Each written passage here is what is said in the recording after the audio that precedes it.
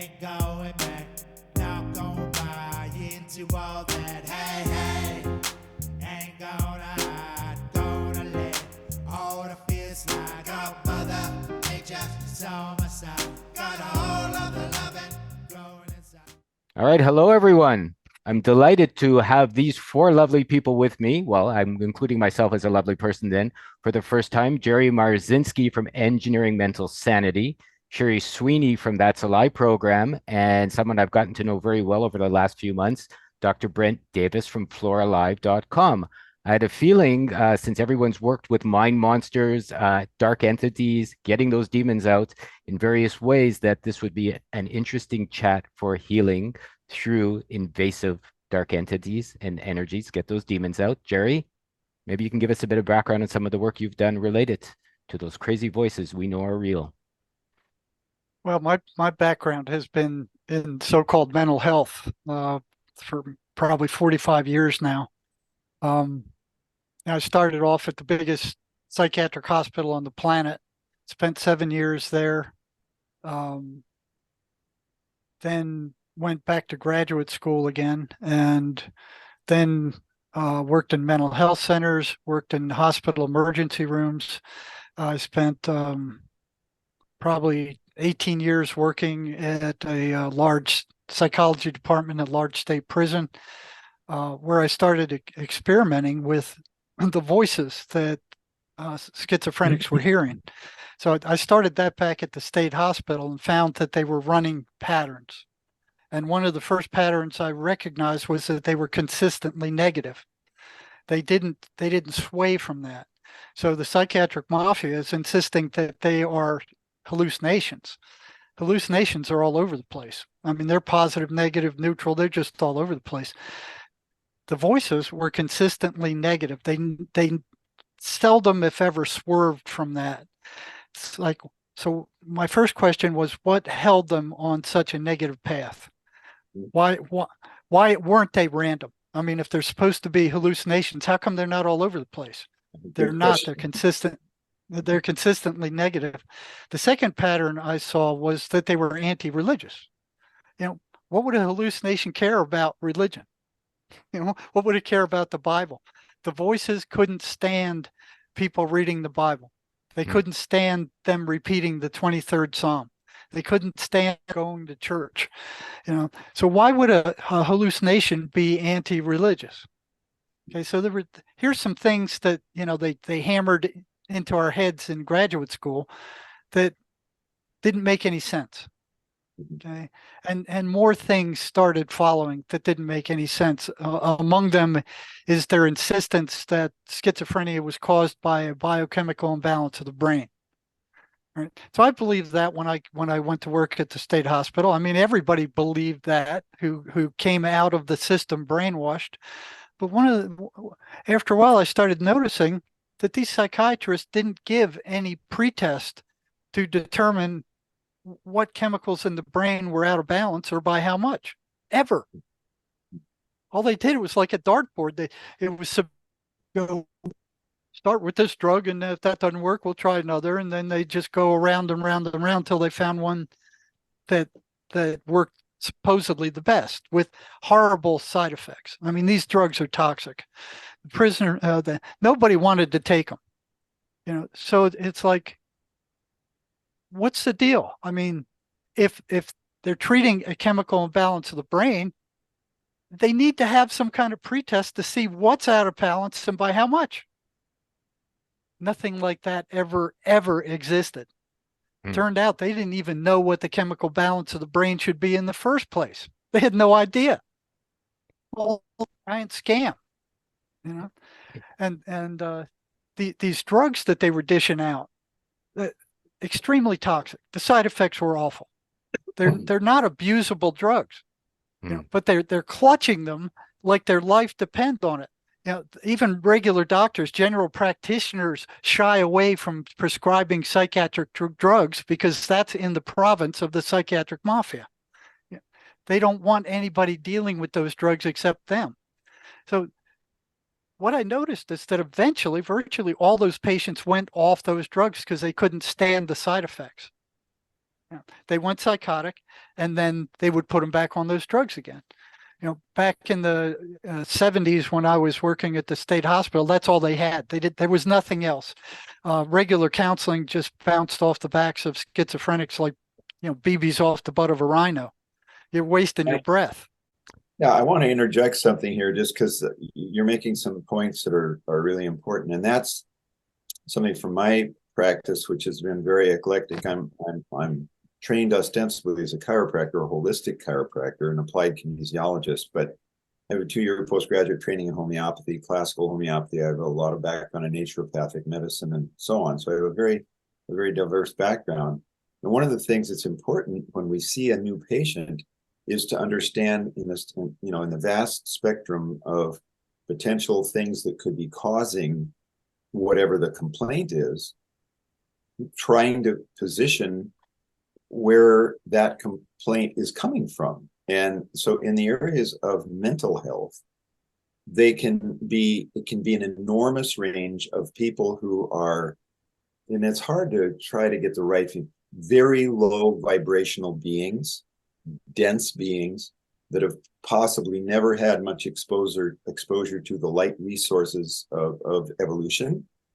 You call them dark beings, or you could call them young souls. There's many ways of talking about it. And then there's people all the way up to these highly evolved beings that are coming in that have had lifetimes of higher vibrational energy. And those are in the opposite poles. And on the lower ones, you can have, drug users, sex offenders, really people heavily involved in physical negative pursuits. And on the other hand, you can have people that are, meditating and have gone to all the retreats in the world and remember these, so-called remember past lives or transgenerational experiences where they've been in this very lofty sphere. So you've got these huge, and depending on what you're going to do to try and take these people out of what you're calling, and it's a very good observation, these things, why are they consistently being fed by negative stream? If they should be all over the place, if they're just simply hallucinations. That's a really, I think, a very important point. So I became very aware that certain people were at a dimension, and this gets complicated, but there are many dimensions of consciousness, and they were at a dimension where they were being hit with a stream of information. If you were able to change that dimension, they wouldn't get that stream of dark information anymore. So it's quite probable, depending on how far down the rabbit hole we want to go, that broadcast technologies are very strongly in place, whether it's through the HARP array or cell towers or whatever. I think it's very likely that coded information is being sent out 24 hours a day to hit any receptive, weak mind that doesn't have a spiritual protective barrier. Now, it could be the armor of God from the Bible. It could be whatever the spiritual framework is that enables people to resist that. But if they don't have that, I think I'm aware, for example, I'll just be driving along and I'll be aware that I got hit by a very, very disruptive, dark energy. I'll feel it. Yeah. And then I'll pay conscious attention to that and go, okay, not here. Thanks. The gig's up. I see what's going on. But I'm aware of that. An awful lot of people are not.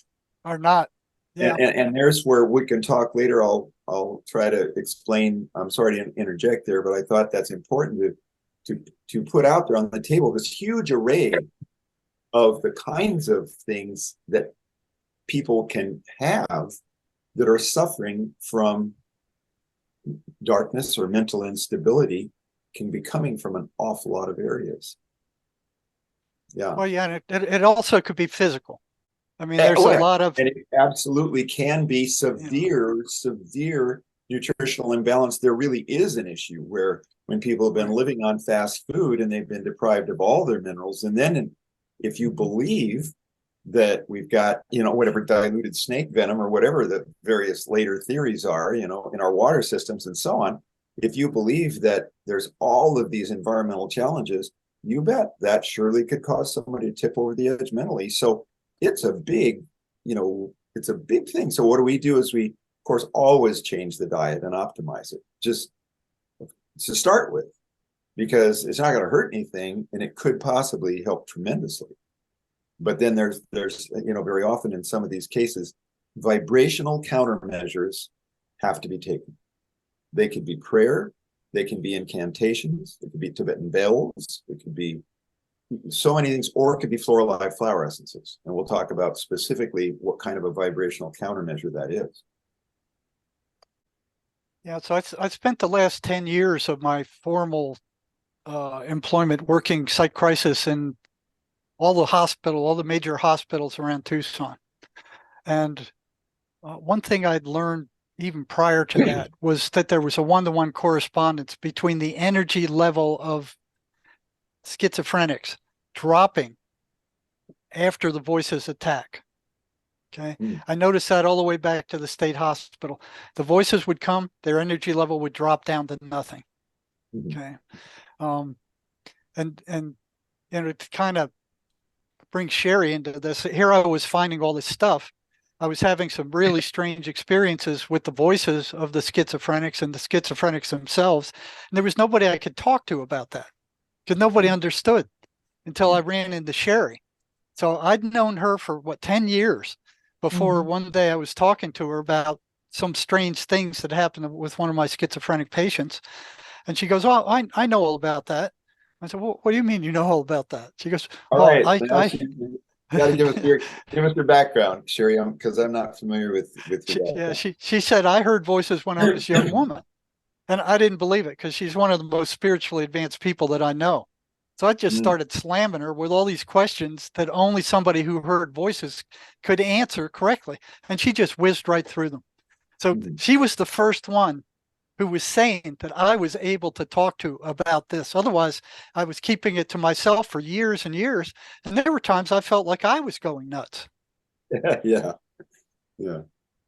Yeah, well, so to address your question, should I call you Brent or Dr. Davis or what? Oh, yeah, Brent, Doc, what people call me different things. Fine. Okay, I'll call you Brent. Yeah, so to start out with, I didn't hear voices. I got intrusive thoughts. They sounded just like my own thoughts, but they weren't mine, and I knew that kind of right off the bat because they were not they didn't have my own intention. Even as a child, I knew that they weren't mine.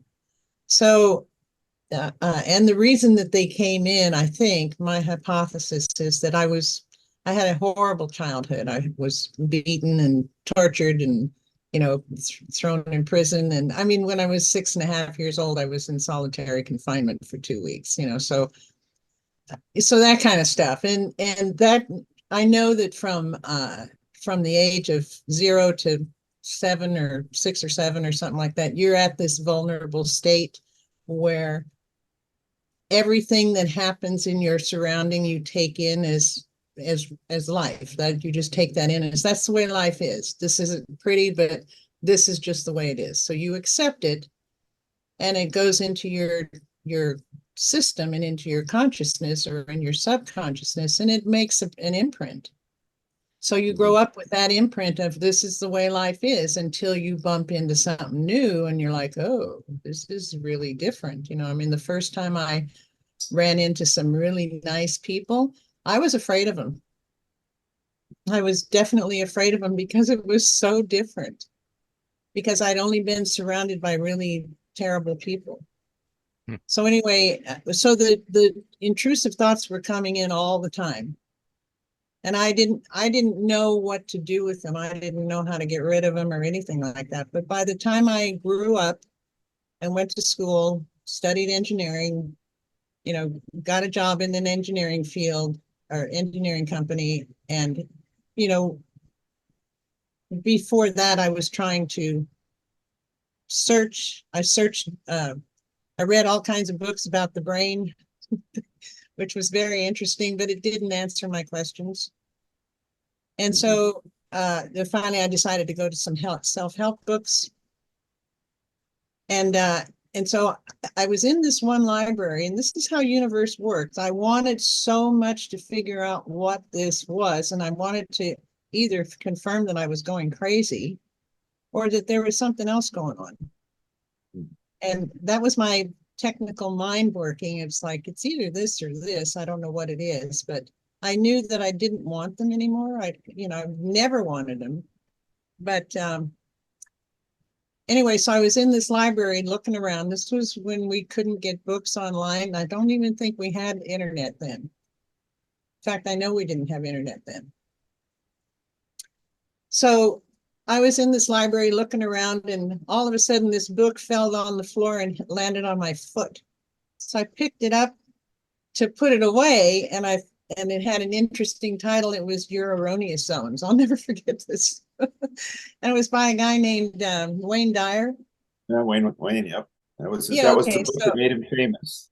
Built an empire off that book. Yeah, so that book, I thought, okay, that's an interesting title. So I opened up the page, and you know how that works. You get to this page and it tells you exactly what you want to know, right?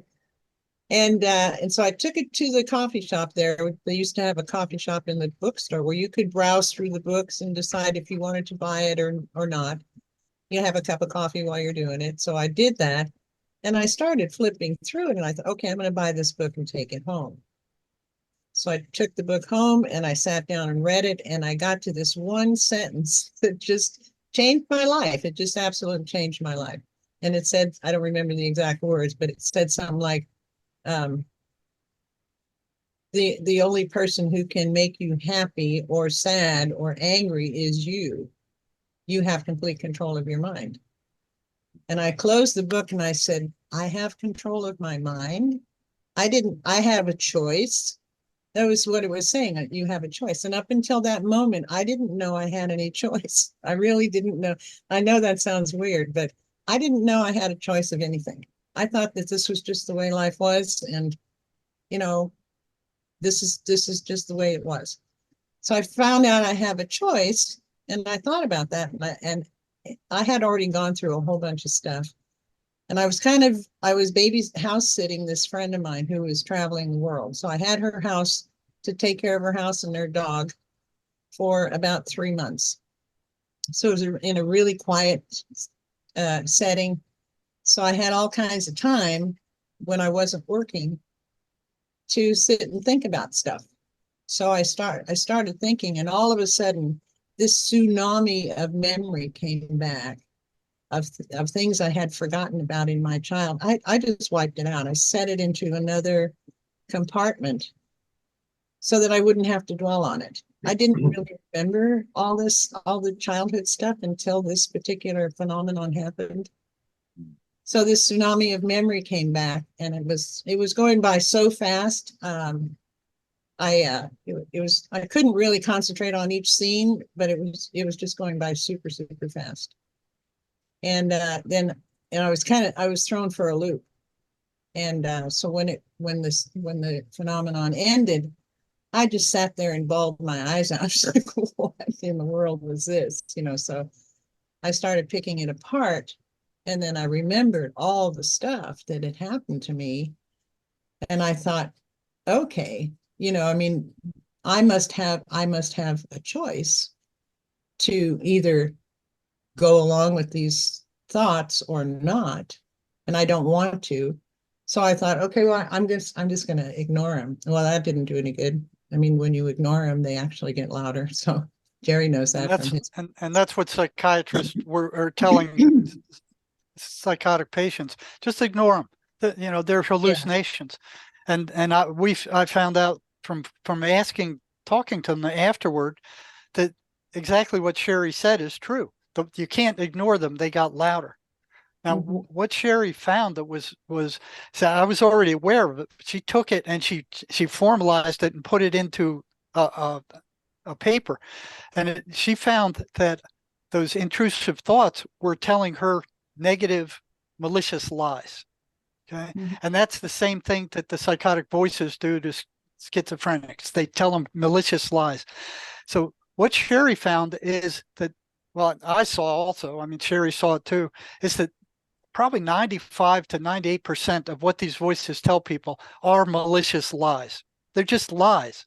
What they want to do is they want to get them upset. They want to lower their frequency. And then we found that once they lower their frequency, their energy level drops to nothing. Well, And it was consistent. They're being sucked. Yeah, they're vampires. But again, going That's deeper, right. and this could be a long conversation. Maybe we'll speak about it again, because this is a really huge conversation to see these, whatever the lower vibrational energy is behind these suggestions or intrusive thoughts. Where are they coming from? And that is a complicated question, because I think they're coming from many, many levels. Well, Manuel Swedenborg answered that 300 years ago. He said they either come from heaven or hell. Well, that's simple. That's the simple. But what I'm saying is, you've got whatever hell is, that's very subjective according to what people's beliefs, spiritual or religious beliefs are, or those maybe that don't believe in anything, they're agnostic. So that brings up another one that Sherry came up with. Every negative thought about yourself or anybody else comes from the dark side. And I found that to be true too. Now, what's so important about what she found is that if you don't believe what these things are saying, if you throw in their face, well, that's a lie, then they can't get their hooks in you. And it's one of the single most powerful programs that I've seen come out. The Christian phrase, I rebuke that, that you don't accept it. And that's a call. Right. But again, remember, you can just say, well, it's demonic, it's from the devil or not, if that fits your religious beliefs. But getting out of any particular religious standpoint, just as a scientist looking at this, what is causing the injection of the negative beliefs? And so I can give some detail to that. It's very complicated. If you leave it simple, you can just say it's the devil. Okay, and maybe that satisfies enough. Or negative entities. Or negative, yeah, but that's a big difference. Negative entities, or it can be, I call them the controllers. Yeah. I call them the beings that are benefiting by sucking life energy off of the planet. In my book, I wrote a book called The Floral Hand of God. And I had a lot of downloading transmissions that were given me while I was writing that book. And one of the things that came to me, among many possibilities, there's the book, thank you. And then that is a website called thefloralhandofgod.com.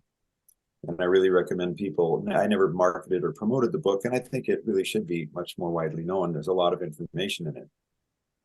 But when I was writing that, I saw, or was in touch with getting a lot of information. And one of them is that the reason that, and I'm, by the way, as I'm looking at people speaking online, there's an awful lot of people. I was looking at a fellow, I like his stuff. His name is David Dubine.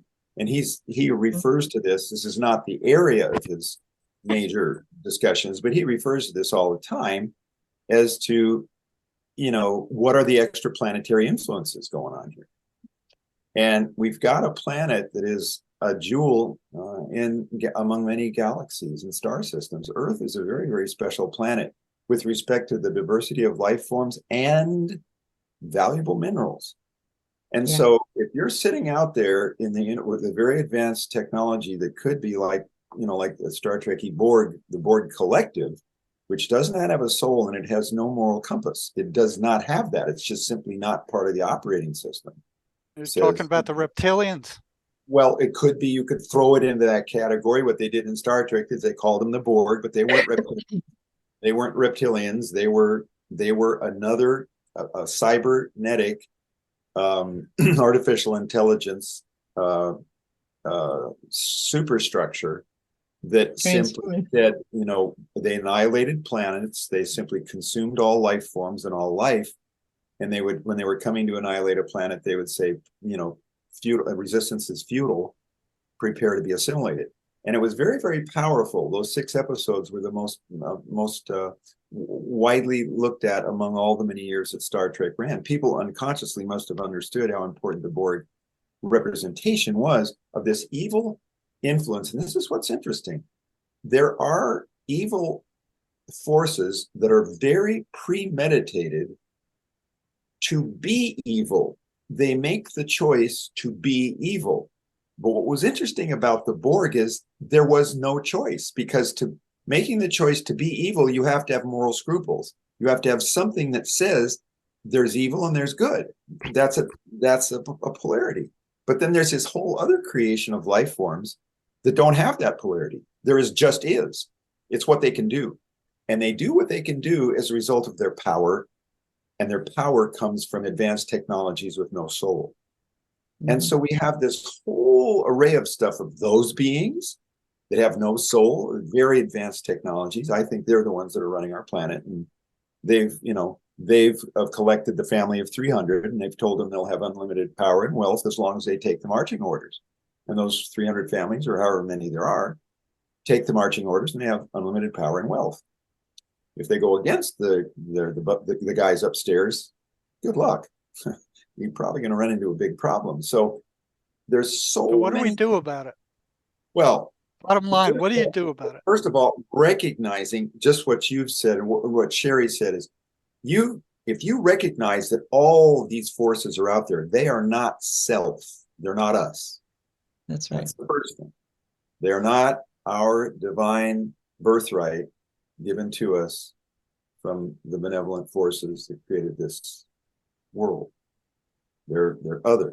And so it's self or other. First, it's other. And then, do you accept it? Now this is all being rational. These are all people. You've thought about it extensively, Jerry and Sherry. You've thought, but what about all the poor people that I've seen as patients? They have absolutely no clue. They don't know any of this stuff. And that's where I had all these years of experience in doing healing before I was given the gift of FlorAlive, which is, and hopefully I can explain this a little bit more. Actually, can I do it? I'll do a screen share here real quick. Yeah, while you're getting this, I just want to say to Jerry and Sherry, like, I know exactly what you guys have chatted about. Like, I've known Sherry for years and I've known Jerry for years. And I've had that same feeling of, that's a lie, and tell them to get out of here and to know the entities. And the reason I invited Brent on is, even having known all this for, consciously for a dozen years, I didn't know how much subconscious blocks I had put into my system that maybe, as Sherry said, I put in when I was 1, 2, 3, 4, or 5, or even in utero, that I had lost or suppressed or just forgotten about. And I found Brent's floral essences helped to recall some of them for me. They brought energies back or vibrations back that I had lost, or that I had misplaced, or that I had purposely blocked, as Sherry said, that I didn't even know. You don't know what you don't know in some ways. And they allowed me to consciously access some parts of myself that I thought I had, but I didn't. And literally over the last few months, my life has changed quite a bit for the better in having had the opportunity to share in some of Brent's creations. And I'll leave it there with him for now. Well, yeah, I thank you for that comment. And I know you and I have discussed that, which always makes me happy to hear that you've been able to sense those changes. But it's, this is like hours of discussion trying to summarize it. There's from ancient Egyptian times and pre-recorded history, from what we know from the oral tradition, healers have understood that you could take energy from flowers and use it for transformation of consciousness. It's very, very ancient. And then we had Dr. Bach in the 1920s, who was a great physician in England, came up with the Bach flower essences that are now the most widely known. Most people that are in healing have heard of those. And there are a bunch of wonderful folks making flower essences that have a spiritual impulse to do so. FlorAlive is very different because it looks like the high-level managers of our planet from the light resource department that are on the light side of things had come up to almost like in committee and discovered a bunch of frequencies that were necessary to save and protect and safeguard human consciousness. And they strategically began downloading those frequencies into certain flowers that I was tapped on the shoulder to go around the world and find them and collect them. And I had developed a patented technology to take the code out of very unusual flowers, put it into water, and then that's diluted and taken as a flower essence. But it's very different than just somebody has a nice flower essence that, makes you feel better, makes you feel spiritually. These essences had very strategic things that were put into them. And almost every one of them, well, the way I discovered this is by using energy psychology, you look at what are the stored negative beliefs. And Jerry, you really mentioned that. They are a bunch of negative beliefs. They could be, I'm ugly, I'm powerless, I'm worthless, I'm destined to failure. You've got long lists of them. And what I would find when I began examining patients is I would find out what their core negative beliefs were. And then I would come in with a new flower essence, administer it, and it would abolish on a frequency level. It would instant speed of light or greater than speed of light. It was a countermeasure. It was a counter frequency to that negative, horribly embedded belief. And so this was then proven by dozens of very, very skilled practitioners, now hundreds, that have used these now for 20 years. So it's no longer speculation. But what came up is this. This is on the FlorAlive.com website, right? It's on the homepage. That's the top. That's the FlorAlive.com homepage. If we just go down the page, there's this, and that's what Sherry was referring to. And this is a universal phenomenon, unless someone has done an enormous amount of light work and is very evolved. This may not apply to them, but that's like less than 1% of the world's population. Most people have stored memories of trauma from the collective unconscious, Carl Jung, or from karma, if you believe in past lives, or from transgenerational inheritance if you're Judeo-Christian. And it doesn't matter where you are in that spectrum, there's this stored memories of trauma that may not be from this particular existence. And they could be, like Sherry had examples in this life that were very, very difficult, but that you might have had some in other lifetimes too, if you believe in that. So there were all of those traumas, and we found that the first set of remedies that were given to me were about clearing trauma. That's what was given to me starting in 2000, 2001. For 2 or 3 years, I was being directed to these flowers, which really helped clear trauma. Then after that, once you've cleared trauma, you have to open a channel to start receiving love. Because when you're in a protective mode, you shut down everything. You can't receive anything. When you can't receive love, you can't receive money. That's a very interesting correlation. Although you're going to have very evil people that don't have any concept of love at all, that are very wealthy. And that's because they've given over their power to the dark side. That's a whole different way that you get abundance and power, is through darkness. But on the light side of things, you have to be able to receive love. And when you can clear trauma and you enable receiving, those are the first 2 steps, then all of a sudden you want to start talking about, how do I become powerful? And I always tell people, we want powerful people that have cleared trauma and allow themselves to receive love, because then they can do good in the world. If you have powerful people that haven't done that, then they become wealthy monsters. And we have way too many of those. Powerful, wealthy monsters that are distorting and disturbing the planet. So the long story is, these wonderful essences, of which there are many, are probably 60 or 70 flowers. Most of them have these unbelievable frequencies that are a reverse, that are a countermeasure to the embedded message that is hitting everyone. And those that are mentally unstable, the schizophrenics or those that are psychotic, it goes all the way into that. Now, here's what I've noticed, and if people are listening to this, and I think this is very important to share this. When you get people that are in institutions and they're that disturbed and they're that out of balance, my observations are that sometimes physical intervention from a very powerful light healer, someone who's had a historical background in intervening and physically coming in, you could say almost like somebody that was an exorcist, but not going from the Catholic exorcism, just someone that personally had taken that commitment to confront that evil and dispel it. That may be necessary in some of these schizophrenic or psychotic cases. But in that, and that that would, fortunately, that, I mean, that's an awful lot of what you deal with, Jerry, but I'm just yeah, but see, that would not be allowed in the institutions. I no, guarantee you, they wouldn't allow I- somebody doing that into a Yeah. psych hospital. They wouldn't allow them into a mental health center. They wouldn't allow them into a prison. And Sure, so sure. Well, here's this actually, vast body of people that's not going to work for.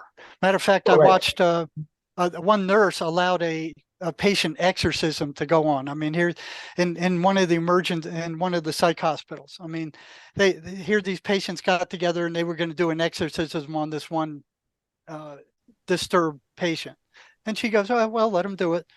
When psychiatry found out that she did not intervene, they went nuts and almost Oh, yeah, fired her. right. Yeah, well, that's certainly, I can imagine that. But what I'm saying is these, fortunately, we don't have yet, 20-30% of the population is truly psychotic or schizophrenic, although it looks like that. But we have this huge range where at the worst end of it are these poor folks that end up in these institutions. But then we've got a vast number of hundreds of millions of people who are somewhere in that domain between. They're not highly evolved, they're not dark, but they're getting this negative embedded messages 24 hours per day from wherever it's coming from. And those Right. people, And you look at that and it's that stream of that's running through your head all the time. It's the, that chatter that goes through your mind, and everybody has it, that internal voice. It's not you. If you look at it, you go, okay, if that chatter, you think that chatter is you, then who's listening to it? all right, no, I agree. But what I'm saying is the point of the FlorAlive message is you can take these little drops, which have from photon emission from light traveling into the flowers, they have code in them. That's what I've tried to explain this light. We call it liquid software for the mind. It's code that's traveled through light into the flowers. The code came from benevolent sources. It's not me, just a natural thing that happened in some of these very unusual flowers. And that stuff gets into your body and it liberates this massive explosion of light. It simply is a countermeasure to all of that darkness. And for the people that are drawn to it, how they're drawn, I don't know. It could be seeing something like we're talking about, or a friend of them telling them. But most of the time when they're drawn to this, it really can change their life. And it's as simple as just putting these little drops in water. So it's such a lovely thing. But I think I want people to understand that in the heaviest, and I've dealt with some of these, the heaviest overshadowings, we call them overshadowings, spirit possession, whatever, they're tough. And when I studied from the shamanic tradition in South America, sometimes they have to have hallucinogenic drugs. They have to have very heavy, that's a heavy countermeasure. That's what I call it. It's a heavy measure if you're taking ayahuasca or something. That's not fooling around. And if you've got a really powerful shaman, they can then go in with that kind of force and displace those entities which have some animation of life to them, not on a physical level necessarily, but they're living things, evil. So what you're saying is that these flower essence, so these people like Sherry, who'd been abused for decades, okay, they have this negative self-concept like you were talking about. I'm no good, I'm rotten, I'm stupid, all that stuff they've been hammered with. That gets stuck in the back of their subconscious mind. It doesn't feel good, so the ego buries it, and it keeps it buried, and it takes energy to keep it buried. It takes a lot of energy. It takes a lot of energy. Now, Yeah. there's a method out there called the MACE energy method that will go in there, and it will take it and it will drain that. So when they're done, they remember the incident, but there's no emotional charge to it. Right. And there's a technology to it. Yeah. And I took training in energy psychology. We have hands-on techniques, which I use on every patient if they need it. That's another way. So what happens? Yeah. What happens to that programming? Now, I know where it goes with MACE. It's drained. It's like a battery. You can charge a new battery up full, and if you drain it down to nothing, it can't be recharged again. Well, and that's kind of what MACE does. How does this flower thing work? How does it get rid of that programming that is jammed into the subconscious and held there? That's a good question, and it's really important to understand. Let me just go back to one step. It's a physical procedure. I'm trained in something called bioenergetic synchronization. was done by a wonderful doctor that really was teaching a lot of this in the 80s and 90s. And it is a way of restoring magnetic balance. You do it by polarity, very specific polarity contacts, and it literally reshifts the magnetic field, which can become very distorted. And when the magnetic field is all distorted, you can be opened up to get all kinds of negative stuff. So that's a hands-on technique that does that. As far as the flowers go, and I explored this pretty extensively in the Floral Hand of God book, there appears to be commands. They are code, as if you were putting into a computer, you are going to instruct it with a certain piece of software. You're going to put that into the hard drive. And that's what the flower essences act like. They are code that goes into our brain and spreads at light speed throughout the entire cellular structure. And I've worked, by the way, with people who are clairvoyants, psychics, for those people that believe that that's true.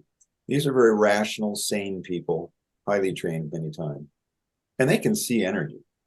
And what I did is I did workshops internationally in different places, and I found that without my prompting anyone, I wasn't telling them about what I thought they would see.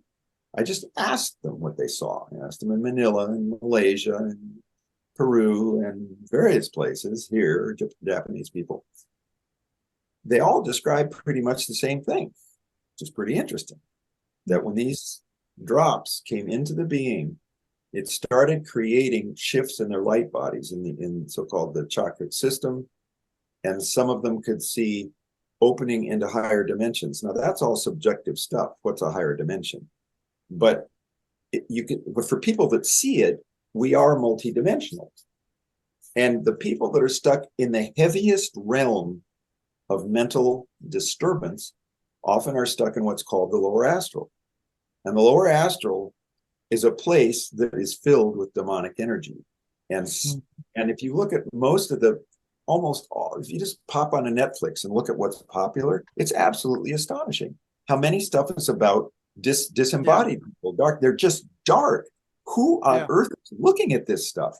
Well, if you look at those images, faces that are cut and open and bleeding and full of insects and every sort of ugly thing, the people that can see into the lower astral realm, this is way before these movies were so prevalent in the 2000s.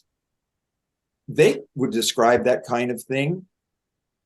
When I was a teenager, I was in touch with people that could go into the lower astral and they would see all that stuff. They could see it. They'd say, well, that's where that dimension is. Geez, don't drop into there when you go in the sleep state. You want to make sure that you go through that. Don't drop into that, because if you drop into that, you're going to be surrounded by all this darkness. So you got to get through it and get up to another level and up to another level. And then in those dimensions, there are other challenges that are still reflect around embedded coding within us that has to be reversed. Now you can do it. It sounds because I have a technical background too. I'm a scientist at heart, but I still am very spiritual. So I've got one foot in each world.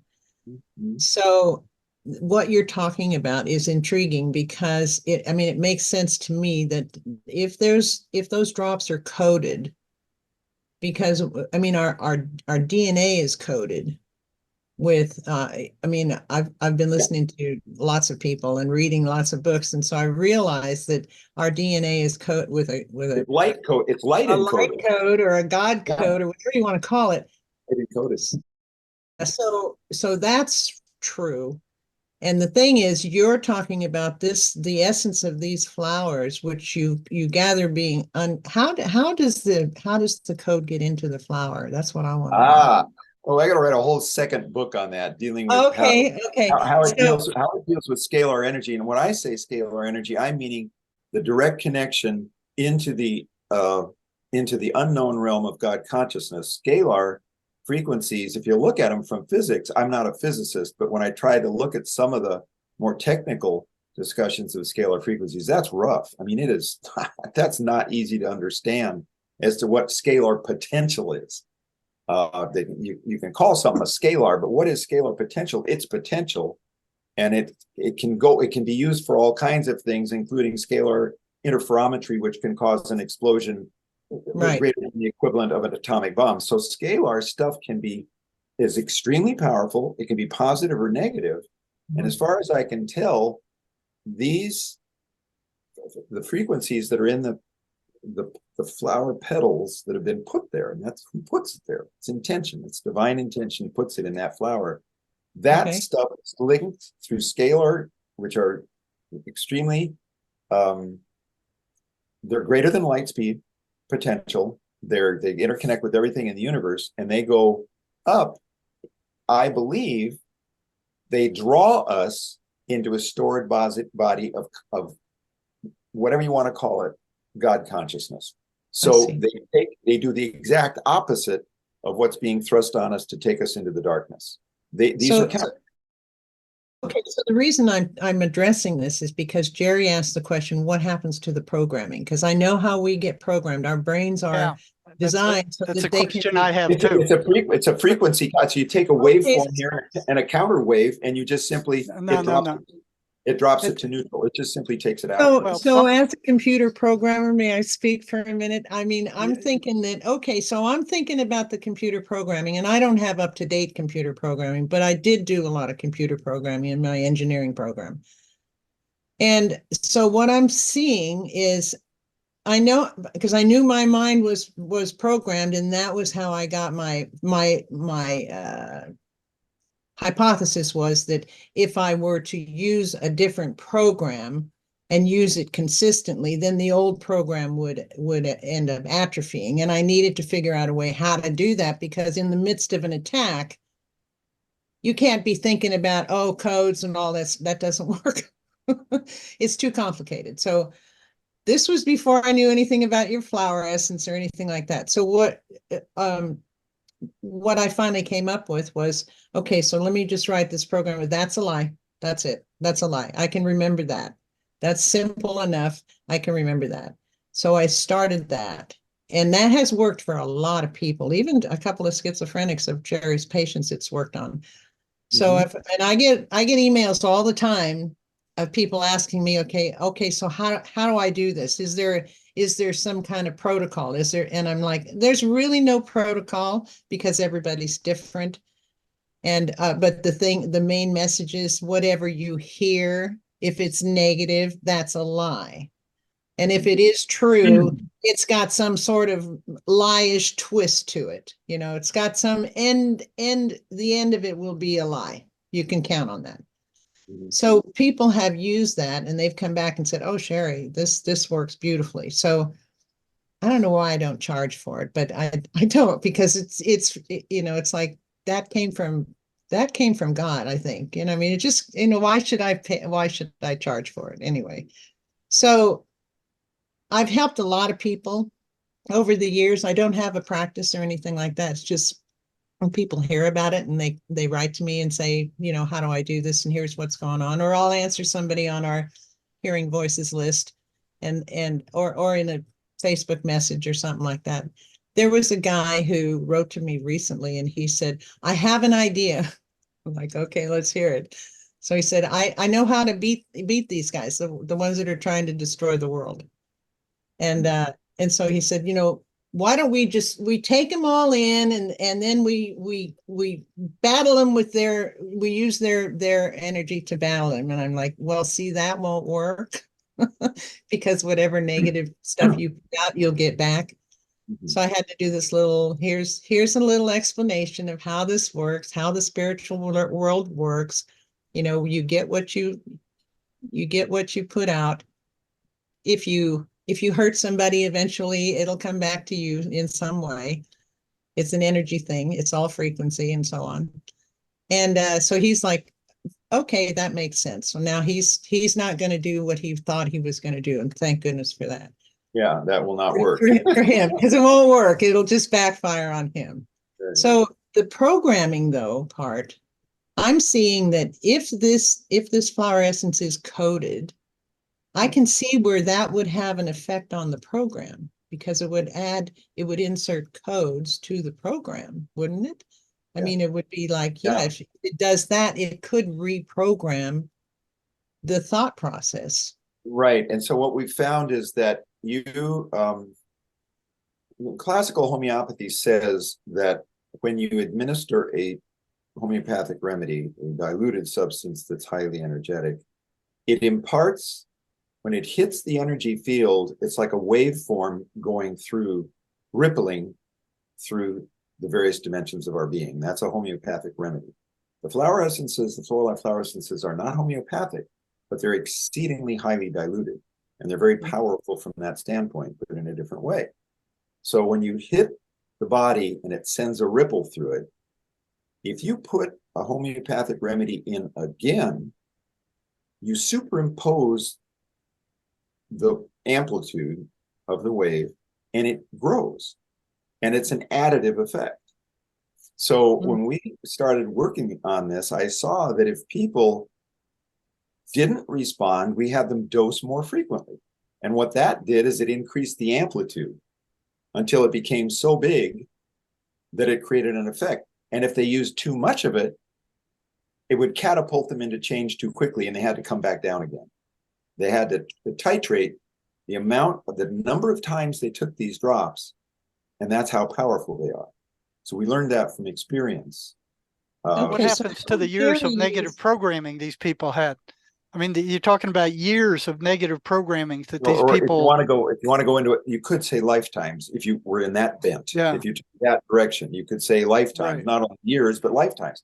So So what happens to that? The way I answer to that is, thank God that I call them the planetary overlords, whatever you want to call them, the benevolent keepers of with their infinite wisdom on the deepest levels, they figured that all out. I can't tell you where they go to, but the point is they're gone and they become, I got a lot of communication as to energetically how some of the flowers, there's one flower called Freedom Flower, and I take pictures, and the website FlorAlive.com has a lot of pretty pictures of the flowers, and I'll show you a couple in a moment, just to get people to be able to sense. Some people can sense by looking at the flowers how beautiful they are. But these, the form of the flower and where it's growing, many of these come from sacred centers all over the world, and almost all with very low population density. I'm out in places where there aren't very many people at all, most of the time in very wild locations. And there's something that has sent this down into certain flowers, and it's not all flowers. That was a gift that I had. I was able to identify and find what were these flowers that had this particular code. And I call it code because I don't know what else to do. But one of the things that was shown to me through that flower, when I was using a macro lens, and I get down and I take a very close up, and I spent a lot of time looking at the flower before I extract it, I actually felt my being sucked into an opening in the flower, and that little flower is actually in the book. And it actually was showing me that part of my being was being taken into something like a wormhole and going off and being dismantled, was being literally energetically dismantled until it was dissolved. It was just simply being dismantled whether it's in a black hole, and you can have mini, and you can have, according to Nassim Haramein, the amazing physicist, you can have miniature black holes, and you can have huge black holes. But they can disintegrate things. And apparently that was one of the messages that I got. So I don't have an answer for that. But there's this consciousness that has figured out how to vibrationally neutralize what has been a repetitive pattern. Brent, what's the name of that book again? My book is called The Floral Hand of God. And it's got a website. There it is. Look, Lorenzo's holding it up. The website is thefloralhandofgod.com. And I would love for people to go to that, and on the blog area of that, I produced about 12 or 14 podcast recordings where in my voice I'm reading the book, and that's free. And some people, I don't have the time to listen to a lot of podcasts, but some people do. A lot of people listen to a lot of podcasts. So I hope that becomes much more widely known because I'm reading the book. I'm just reading the chapters, and it's quite, it's a tale you could never make up. I just simply wrote down the truth, what actually happened. It's pretty amazing. That sounds like something you have to actually experience to verify. Where can we get to try it out? Well, Lorenzo is helping me try to inform people about the availability of these things, and we'll show a couple of those things. We've got a couple of specials running for Christmas, and we'll have stuff in the new year to try to help people. But there's a product, there's a particular one of the chapters in the book, and I really would love people to listen to me read that chapter. Or get the book. Of course, I'd love people to get the book. There's a huge amount of resources in that book, and also for practitioners. There's a chapter called Madame Fate. Madame Fate is the name of. Let me just see if I can. Yeah, I've got that here. Let me show you. I know a herbologist that I work with who she says that she can communicate with plants, and she's done that all her life. I think she'd find what you're doing interesting. Oh, well, great. Well, please share that with her. So this particular one, the chapter that deals with this is called Madame Fate. Okay. That's the name of the flower? That's the name of the flower. It comes from Africa. It was taken from Africa by black people that were removed for slavery, who were taken to Jamaica. And they brought this flower with them, but it actually is native to Africa. And I found it all over the Philippines, actually. It's really disseminated around the world, but it grows. It was in Africa, and it's a story of how in Nashville, in my practice, through this odd set of circumstances, I was led to being able to be guided in the Blue Mountains of Jamaica to be able to find this flower. And it's just a remarkable thing, because what I say is it's showing serendipity stacked one upon the other. It's not one serendipity event. It's 10 or 15 of these things that all pointed to finally allowed me to find this flower. And then to prove it, well, I was actually gave a workshop in Montego Bay before I left Jamaica. And my health professional organized a workshop right after I had prepared the remedy. And then I was able to test it on the first people that I ever had as, to help me validate these remedies. They've all been tested. It's not, most flower essences are a result of people having a spiritual impulse and then communicating that they had the spiritual impulse that is true. I have had those spiritual impulses, but I put it out for testing, and we taught workshops to show you if it's actually achieving the countermeasure. For example, we'll have more of these videos will be available from the website. They're not yet, but one of the most interesting workshops shows testing people with these phrases. For example, I am destined to failure. Let's have someone say that phrase. I am destined to failure. And having been trained in this method, I can test using applied kinesiology muscle testing. I can test whether that is true for them in their unconscious mind. It'll tell me it's true or it's not true.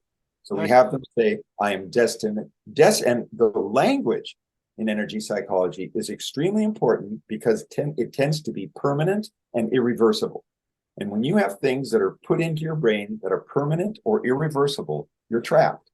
So that's why when we construct these phrases, we use words like destiny. Because destiny is really hard to reverse, right? So I am destined to failure. If somebody believes that, it's not good. Let's put it that way. Yeah.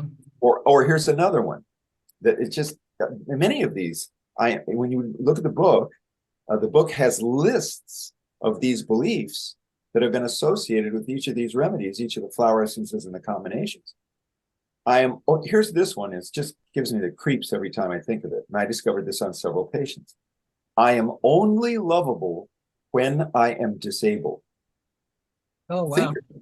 Think of the and it's put into the being as a truth. Therefore, they are trapped. I am only lovable when I am disabled. So therefore, I better be disabled if I want to be loved. Wow. So there's a See, great the Mace energy method will go in and disable that yeah, thought, right. and there will be no emotional charge left in it. That's right. There Yeah. can be no remember, I'm not using mace because I don't know what that is. I am using another physical technique that also goes Okay, in and removes that. So Remember, are there different flower essences that remove different kinds of programming? yeah, Or there's is it over just one? no, there's over 100, probably about Well, then, almost 100 flowers then are being. how would the person know which one they would need? Aha, good question. So we created something called the Abundant Life Program. And the Abundant Life Program is 37 flowers that are divided into 5 different remedies to be used over about a 4-month period. And that was developed in the first 6 years of development of this, from about 2000 to 2006. As I was I had a huge amount of activity, a very fundamental part of my life, and I was just living that. That was my reality. I was just living the flowers and proving them. And they came very quickly, and it became that model: repair trauma, enable the receiving of love, and then instill confidence and empowerment. That model developed in that period of time. So there's only a small number of people who can determine this. Well, there's only a small number of people that can determine it just by accurate intuition. That's true. So therefore, we've tried to make sure that we get health professionals trained, and I produced a video, and please, at FlorAlive.com, we have my email. What is the video? Well, it's the FlorAlive training video, and it actually it's available. It's a streaming video. It's very inexpensive. It's $29.95 for people to watch that, and they can watch it a number of times, and it's a summary of a 2-day workshop that I gave to doctors, health professionals. Okay, so somebody like me wanted to test this out for themselves. Not for themselves. Not for themselves. That enables a practitioner to test other people. Well, you can't test it on yourself. You can if you look online, go onto YouTube and do a search for self-test methods. And there are a whole bunch of people showing you. One of them, I don't use it. They show what's called an O-ring test. I don't feel it's that accurate, but there are many. Well, that's a kinesiology test. Well, not really. I mean, for applied but that's not. It's extremely subjective. I mean, it's extremely variable. Okay, and so how would I go about verifying this for myself? You can't. You have to have somebody that doesn't help. Or you have to. No. It helps tremendously. Take some of the remedies that have been proven to be globally effective. In other words, which ones? If you take the Abundant Life Program with 37 flowers, it's highly unlikely that you do not need several of them. We don't know which ones without testing. If I saw you as a patient, then again, there's only a small number of people who can determine that. No, Jerry, I think what Brent's trying to say is he sent me some like a blue-eyed grass and healing support, which I just tried, and I found for myself an alteration of my consciousness in different ways. For some people, it's inspiration. For some people, it's dreams. For some people, it's just a direct healing of something that was blocking them. And so I used my own experiences in life to find that, like I said, I was like you, I was very skeptical before Brent sent me these essences. I go, how's that going to help? But then after taking them, like Brent did a reading on me, which is very interesting, on my flow of abundance. I'll share that here. And I didn't realize I had a block in realizing doing good work and making money can't come at the same time. Right? Because I figured, if you got to do work, you got to be poor. I mean, that's an old new age concept. And yeah, but that's an embedded belief, Lorenzo, that's been set on the planet to stop light work. Right. And yeah, so that's not true. I know, but I'm saying Brent did a specialty formulation for me that I've been taking for about a month now. And I've noticed a huge change in that belief pattern that I had. Well, see, Jerry, it's important to, I don't know. I consider it, I'm always in a state of awe, and I will be the rest of my existence in this life anyway. It's what I call a divine dispensation.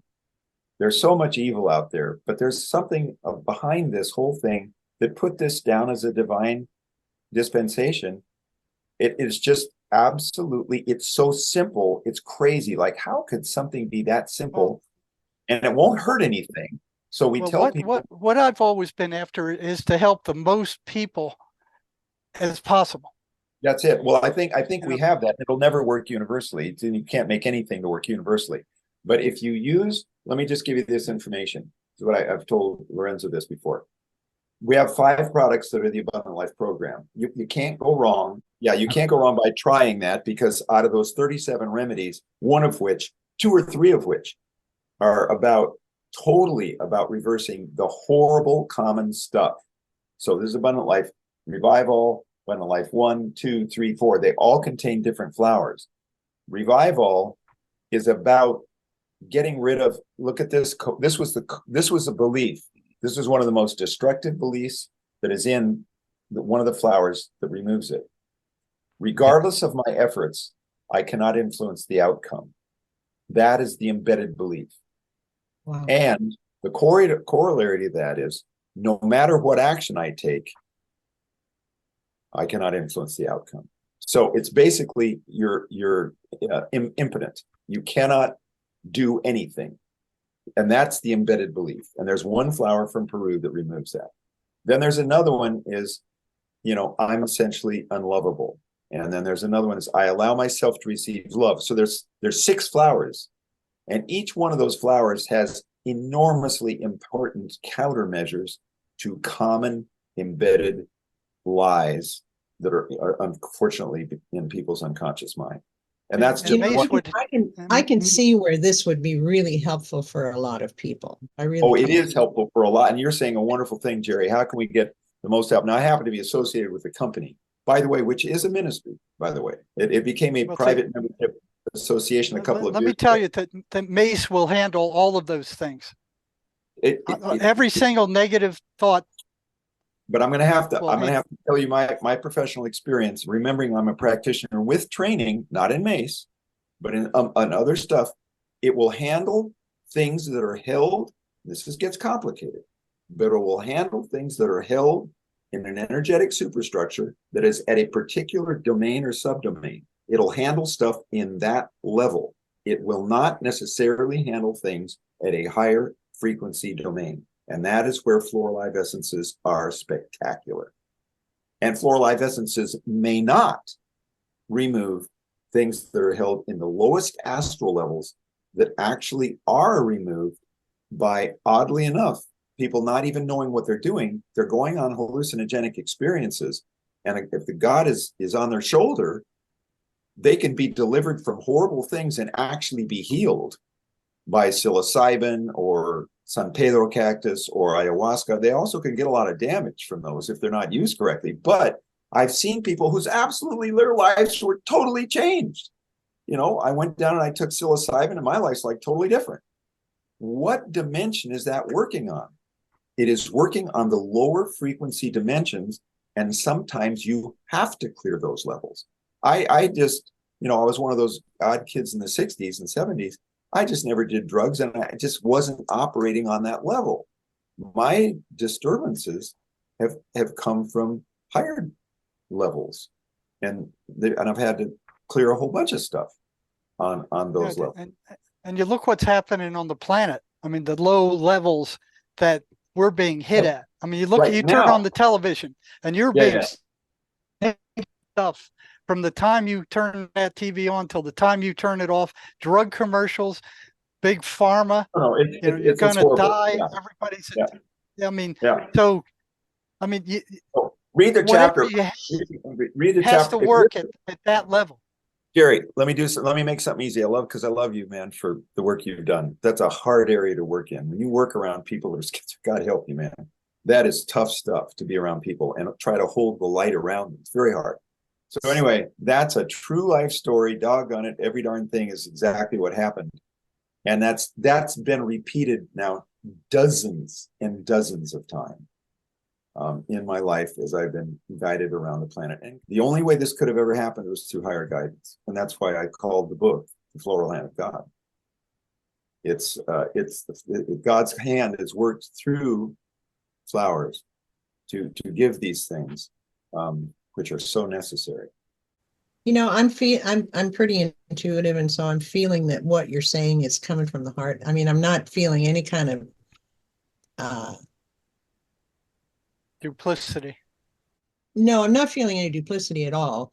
I'm just not feeling any skepticism because I'm understanding what you're saying, and I hope other people who are listening can understand what you're saying as well, because I mean, I understand the energy part of it. I'm studying the energy part of it, and in fact, I'm healing my own body with energy medicine. I'm so Good. happy you're picking this up, Sherry. I had a good feeling that this would be of loving benefit for all of us. Yeah, So I'm yeah. delighted to see that you're getting those feelings. All right, so let me show you this. I put this on my screen. Let me share. So I want you to look at that flower.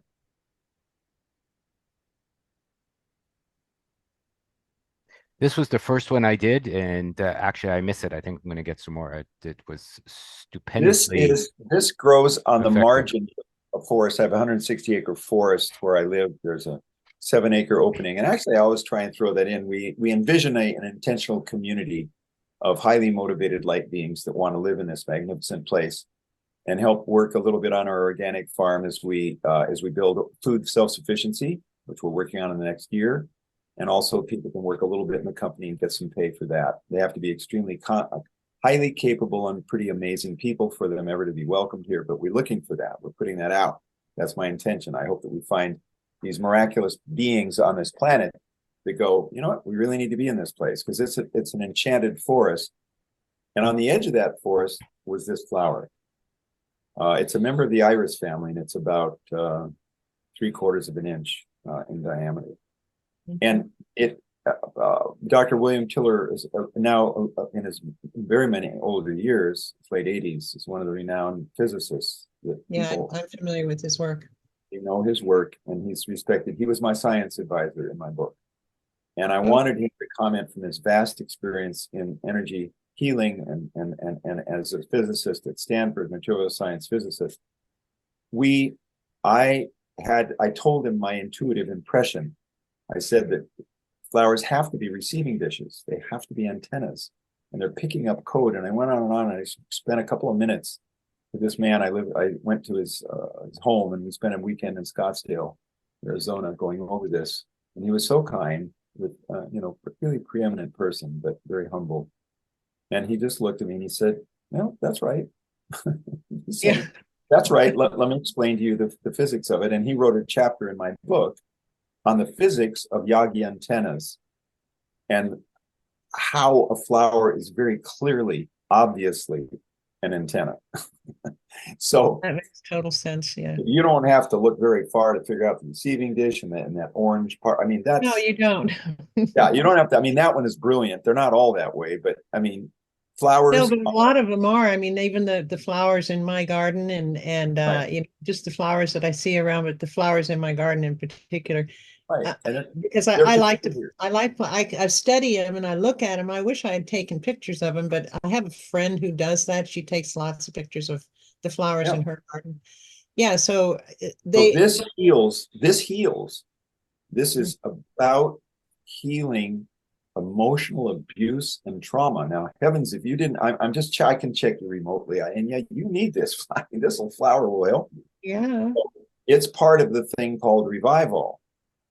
And revival is part of the 5 flowers. I mean, okay, so, I did this work for 15 years and gave up an extremely potentially lucrative practice and only saw patients part-time because I was traveling all over the world all the time. It's very hard to maintain a practice that way. I had a wonderful practice, but it was at a great cost.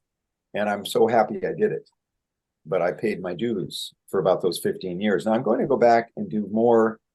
I'm being told that I must go back soon to get the next stages of flowers that have to do with sovereignty and claiming our sovereignty. And they have to do with the development of parallel societies, which we're going to have. So that's what the next step of flowers will be. But these are so much about repairing and enabling the receiving of love. And then So Brent, get, how do you extract the essence without killing the flower? that was why I got international patents on them. It's a very ingenious thing. My book describes how that happened. And I was given a vision that shows, oh, come on, it's just crazy. Like, how could anybody ever think of that? Well, I didn't think of it. I was given a vision how to do this, and I made an apparatus. And since the patents, I've changed it dramatically, but it was just a way that enabled you to surround the living flower with water. And that's what I did. And that makes it, Dr. Tiller pointed out, that because the flower is not cut, it is connected to the earth, which is the power source needed to drive an antenna. And he told me, he said, Brent, don't forget that to drive an antenna, you have to have a power source. Well, I never thought of that. But he said, when you cut a flower, you've lost the power source. Now, Yeah, sure. there's residual frequency that's still in the flower. But when you extract it while it's grounded and living in the earth, the flower, the magnitude of the flower energy is so vastly increased. So, yeah, it's been an extraordinary thing, and I'd love to see hundreds of thousands of people helped by this. And we can actually, because they're concentrates. They'll go to a lot of people. The stuff that I've made can get out to a lot of people. And it's so simple, and it won't harm anything. There's nothing in it physically. It's only vibrational, but it surely can be measured. The book has a very interesting part of it. No one else in the world of flower essences has subjected these things to certain kinds of scrutiny, such as Fritz Albert Popp, who's a very highly recognized biophotonic physicist in Germany. And I sent this to his laboratory in 2005. And he compared it to the remedy that Dr. Bach made, which is the world's leading flower essence. And we saw significant differences. It produced greater coherence than that. But he measured it, and that's Dr. Popp. And then I've got another scientist that's even doing some more interesting work that I had him subject this to testing, very carefully controlled testing in his laboratory in Switzerland. And that's published. It's in the book, and it's pretty. I'm trained in science, and when you see these effects that it produces, honestly, it's hard to believe. And in the early years, I wanted this to get to everyone, and after I'd had the patents, were very expensive to get patents. I was sure that it was going to become this, behemoth, huge, wonderful, powerful influence on the planet. And then that didn't kind of happen.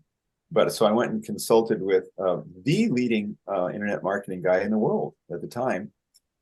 Somebody that liked me, knew him, and set it up because it was $10,000 for a 4-hour consultation. When you went in person to see him, it was $10,000. That was in the early 2000s. And people paid it gladly because he was a genius. He also understood holistic medicine. Very interesting. So I went to this guy, I had my flower essences. I did an assessment on him and his wife. I showed him how it worked. And he understood it. And he said, Brent, I said, so what? I said, how am I going to bring this to the world? Now, not having spent $10,000, I still knew what the value of this meeting was. And this is a sharp guy. And he said, well, I'll tell you what, no one's going to believe it. So stop trying to convince them. He said, don't do that, because they're not going to believe it. It's not believable, Brent. He kept saying that. I recorded our session. It's about 45 minutes for him delivering his assessment. And I still have that recording. No one's going to believe it. Well, I still published the science because I think it's interesting. And he said, science is irrelevant. If you want to sell this stuff, do one thing: collect testimonials. So in that period, if you look at too, that's what Jerry's doing for sure. If you look at the YouTube channel, it's youtube.com/FlorAlive. There's about 100 videos in there, many good videos, and the majority of them are from the early 2000s, 2005, 6, 7, because I did what he told me. I went out and I collected a whole bunch. I just asked, I said, anyone that's had a great experience, please send us your unscripted, and we have go, look at these videos. They're wonderful. But we're going to get new videos in this new era, because we got a bunch of people that have had amazing responses, and we don't have any new testimonial videos. So we're going to do that. But that was his message, just get the people telling what their experiences are. So please, become, some people are very active in social media, and we do have an affiliate program. And so I want to make sure we have a little link up there that says affiliates. If people want to send out an email, and they go on to do it for Christmas or New Year's, let's say New Year's, we're a little late for Christmas, and they want to do that, and they notify us, they say, we're going to say, we got a mailing list of 5,000 people, and we're going to let people know about this. They can make some money, and why shouldn't they? So I had to wait for this work to be done, and it's not done. It's the first installment is done, but it's enough to make a great difference for a lot of people, and it's harmless and it's simple. Conceptually, on a physics level, is not simple at all. It's very complex. It's dealing with scalar physics. They want to viscerally connect with the truth of someone recounting their experience. This stuff absolutely saved my life.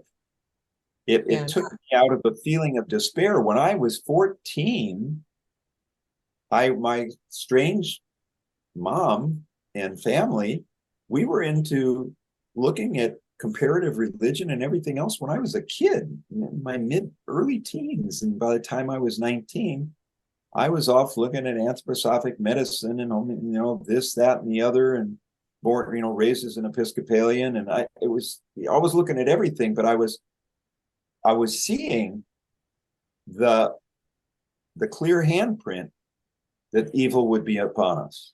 And I saw that starting when I was at 19. So it's very hard not to be discouraged. I didn't know that it would take that long, from, let's say, age 20 to age 70. I didn't know that it would take 50 years. At the time I was 19 and 20, I thought the evil would be upon us much quicker. And now, caught me by surprise in 2021, to see that the time had come. There are a number of people that are astrophysicists and occult, that's a bad word, but they're looking into paranormal stuff. And they're saying that all of this was timed with grand solar minimum and all of these things celestially that are going to cause havoc on the planet, that those guys that are the controllers planned it all exactly for this time. That's why, I even got into studying astrology because of the stuff that just recently happened over the last few years. Yeah. Because I had heard about it, and I had a friend who was very much into it, but it was over my head. I couldn't understand it. But anyway, so I realized that a lot of this stuff that we're seeing today has a lot to do with the astrological energies coming in. It's astrophysics as well. It's astrophysics, yeah, for sure. And force fields. I mean, these bodies are generating an awful lot of energy. When the sun puts out a massive solar flare, it's big stuff coming out. Yeah, the intriguing part, I have there's one lady that I listen to. She goes into the mythology of old and what these stories mean. Well, when I hear what these stories mean in the mythos, it's really intriguing how that fits in with where we are today. And I'm like, oh, that's interesting. That fits. I mean, that makes sense. And so, I'm not easily swayed to something makes sense, because I have to, I have to understand it. Yeah. And even if I think I understand it, doesn't mean I really understand it, because I know that I don't know. There's a lot more to know. Yeah. Anyway, there's always more to know. So the point is that there's an awful lot to this. And the whole thing of everybody says, well, everything is frequency. Well, yes, we know that. And that's a simple explanation. But if you dive into it and see that it is actually frequency that runs our bodies, that runs the planet, that runs the galaxy and the universe. And of course, I like to listen to Nissan Harriman too. I like to read his stuff. I like to watch his stuff. And so, I've been watching him since he first started. By the way, I can't get into the link, but I met a person that eventually went to work for Nassim Haramein. And I met him when he was a graduate student at the University of Hawaii. And he had written, William Brown had written one of the most brilliant things that I'd ever saw. It was a 28-page circular that made him actually quite well known. And before he had been hired by Harmeen, I did an assessment on him in the quad of the University of Hawaii between classes. He was in his graduate levels, and I met him then. And he wrote a beautiful little, just a couple of pages in my book, because he personally experienced, he was also a sensitive. He's a brilliant mind, but he's also a sensitive. And he could feel what was going on. And he wrote the description of the quantum biology of light transmission from the code in flowers that would move instantaneously through our entire being. He wrote a beautiful summary of that. And would take someone with his mind. I couldn't have written anything like that. So he wrote a beautiful thing. And I'm going to write with help from another brilliant mind, I'm going to write a longer document, now more modern, that he wrote that probably in about 2012 for me. And I'll write something now coming up with a lot more detail about the scalar potential of this stuff. Well, that'll be good. Yeah, that'll be good. I'm thinking, Jerry, this might be something that you could probably use in conjunction with the MACE program. Because, I know that you've had some patients who didn't respond to MACE, and then you've had others. But yeah, if they can't form an image of that, now there's very few that couldn't do that, but if they can't form an image of a list of traits, MACE is useless. You just said something critical, and I kind of, now you're reminding me to add a point. So the way that my process works is we locate an event that's represented by an image, and they have to get the image in their brain. Now, what that does is it locates the vast array of events that may have happened to someone in transgenerational or past life, depending on what you want to talk about. Some people don't believe in past lives. A lot of people don't. Well, they're usually linked. Yeah, but whatever it is in our great existence, or whether it's transgenerational or not, you have to get an image, but the image may take someone to a very specific time and place that is correlated with the abnormal or the unhealthy feeling or expression of feelings that they're having. And it can take them to a specific time and place, and boom, you do that procedure, gone. Doesn't mean that it got all of them. It got the ones associated with that image. And there's the big rub, because we can't, any of us, know all the images that need clearing. And one image could only be a part, like a trauma or abuse. There could have been other times where there were other images and other experiences, and they may be held in different dimensions. And that's why it's action. The physical procedures, when I treat a patient, that's where I start. That's the first thing I do. And after I've done that, then I do the FlorAlive assessment. That's in my own practice. But, there are a lot of people that don't have that access. They don't have the ability to do a hands-on technique. So they just use the FlorAlive essences. And if the physical experience is not embedded in a dense dimension, then FlorAlive has a great ability to clear many, many dimensions, but it sometimes will not clear the kinds of things that you see in the heavily afflicted, which are those that are psychotic or schizophrenic or so on. I call those the heavily afflicted because that's rough. I mean, that's rough. MACE has trouble with those too. Yeah, it helps, but it won't. But I'll tell you what I have seen, what I have seen in those. I have seen spiritually gifted individuals that somehow, through some form of fate, they have the ability through their spiritual, they can go in and get rid of what's called overshadowing.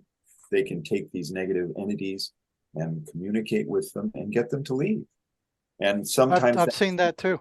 That's the only way I've seen some of these people helped. That's tough.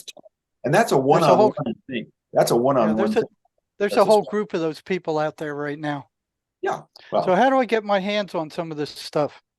Well, Lorenzo, you can, Well, and then yeah, you give me a shout, Jerry. I'll leave you a link. There's several videos on my channel as well, and several more going up. I've done some other interviews with Brent over the last month or so that we're still putting together and editing, which go into more details on some of his formulations and some of his flower essences. And Well, what do I have? What do you have I can try on myself or somebody else I would where I can see myself? I have a gift where I can read your energy. You Okay. know that there are people that can do that. He needs revival. So Perfect. Jerry, you need a product called Revival. It's got Beautiful. 6 flowers in it. And Sherry, you certainly need blue-eyed grass. Yeah, I want to try that You blue-eyed need 2 grass. things, and they're the essences that I sent to Lorenzo. One of them is blue-eyed grass, and the other one is a combination called healing support. She needs support. So those 2 would be marvelous for you. We wrote a book back in, what was the year? 2009? 2000? No. I know it took 2 years to write it. I know we've been working on it for a long time. It took 2 years to get it written and That's published. interesting. My book took 2 years as well. Yeah. So here's our book. I don't know if you can read it or not, but it's an amazing journey into the psychotic mind, breaking the spell of the ivory tower. So that's people like the book, and it's selling pretty well, isn't it, Jerry? I think it's selling. Yeah, it's doing pretty well. Yeah, it's doing pretty well. So we're not on the bestseller list or anything like that, but it's doing okay. So, but people like the book. I mean, we've gotten some pretty good reviews on Amazon. Anybody that has any questions or suggestions or intelligent responses or anything they wish to know, please leave a comment below, and I can pass it along to the respective people. And by all means, I visited Brent's community. It was a wonderful time. I spent 10 lovely days there. His community links will also be in and on his website if anybody wants to share and go join him and help create something that seems to me is going to be a lovely endeavor into the future. By all means. And I can't express enough how grateful I am, Jerry and Sherry and Dr. Davis, for joining us here today. It's been one of the best conversations I've ever had the privilege of hosting. Well, thank you. Yeah, I had a good time. Thank you very much. All right. Thank you all. And I'll see you all again very, very soon. All right. Take care. Can't make me lie to my heart. No one tells me where I should start. Freedom